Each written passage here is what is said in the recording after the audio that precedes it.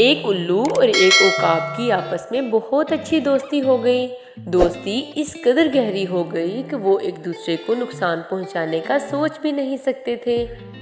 उकाब बोला, भाई उल्लू, मैं कभी भी तुम्हारे बच्चों को नहीं खाऊंगा, लेकिन तुम मुझे अपने बच्चों की पहचान बता दो। ये ना हो कि मैं किसी और परिंदे की जगह तुम्हारे बच्चों को खा जाऊं।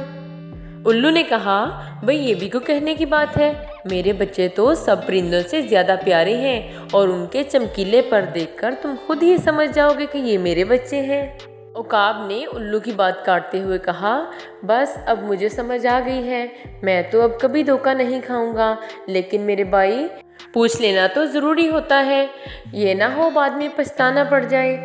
अच्छा फिर मिलेंगे। ये कहकर उकाब तो उड़ गया। दूसरे ही दिन उकाब जब शिकार की तलाश में उड़ रहा था तो उसने एक दरख्त पर एक घोंसला देखा और जल्दी से उसकी तरफ बढ़ा। घोंसले में तो 3 काले कलौटे बच्चे बहुत बुरी बुरी आवाजें निकाल रहे थे।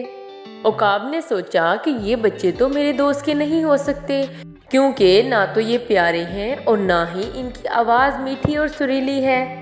उकाब जल्दी से उन बच्चों की तरफ बढ़ा और एक एक करके सब बच्चों को खा गया। जब उकाब ने सब बच्चों को खा लिया तो उसने उल्लू को अपनी तरफ आते देखा।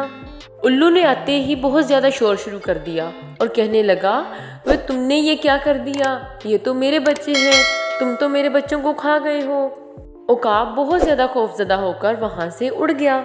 एक चमगादड़ जो के पास ही उड़ रही थी, उसने उल्लू से कहा, भाई इसमें तो उकाब का कोई कसूर ही नहीं है, सारा कसूर तो तुम्हारा है। जो कोई किसी को धोखा देकर अपनी असलियत छुपाना चाहता है, उसका तो यही इंजाम होता है।